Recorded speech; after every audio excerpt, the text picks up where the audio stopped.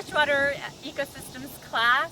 Today we're down at Belmont Bay, which is right next to the Potomac Science Center, which is where your lab would have been if you could have been here in person. So I want to just give you a view of the Potomac Science Center, which is up above us. And we've got a nice dock and pier down from that. And then as we pan around, what you're seeing is Belmont Bay. You can see that we've sort of got a stagnant edge. And then the center of the bay flows out to the river. And you can see a boat. So normally we would sample here. We would take a boat from this dock and we would sample in a shallow area. We're looking for something that's about 2 meters deep, and we would collect water in the bay, and then we'd motor out to the river itself where it's probably a good 10 meters deep, and we'd sample from the main stem of the river. Okay, so the first thing I want to show you is the YSI. If you remember from the show and tell, the YSI gives us information about parameters such as dissolved oxygen, pH, specific conductivity, which is a measure of ionic content, and at the extreme end in the ocean, it's salinity that you're measuring, and the primary ions are salt ions. And freshwater systems are also ions, and so we can detect a level based on specific conductivity, and also, very importantly, temperature. So this YSI has all the detectors in this protected casing here, and then it has a sonde, which I'm going to turn on.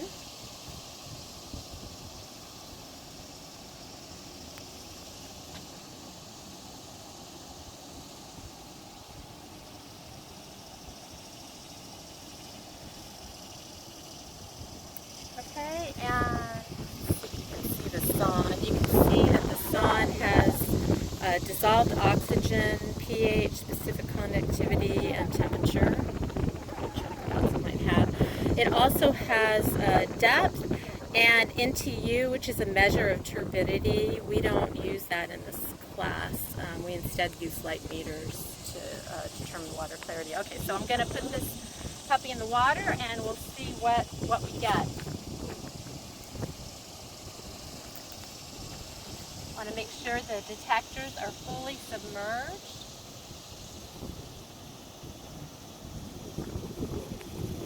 And since we basically have lowered the detectors down about 1/3 of a meter, and it's still a warm summer day, I'm seeing 26.3 degrees centigrade.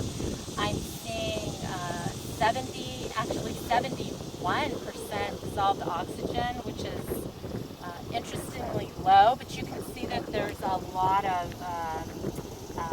submerged aquatic vegetation here, and so it makes it very hard for photosynthesis to occur since this is very, very dense. I also see a layer of, it looks like cyanobacteria on the top of this, which is not helping with photosynthesis, which would be increasing the dissolved oxygen levels.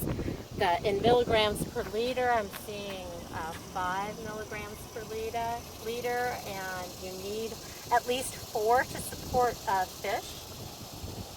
And specific conductivity is 186.1, and pH is acidic at 6.09. So normally we would use this meter and we would determine these characteristics or the parameters at different depths. I'm going to pull it out now.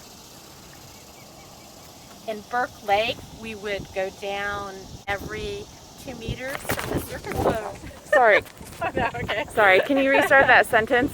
Yes, in Okay. Burke Lake, we would take a surface reading, and then every 2 meters to the bottom, which is 10 meters, and then out in the river and in Belmont Bay, we would take a reading probably every meter.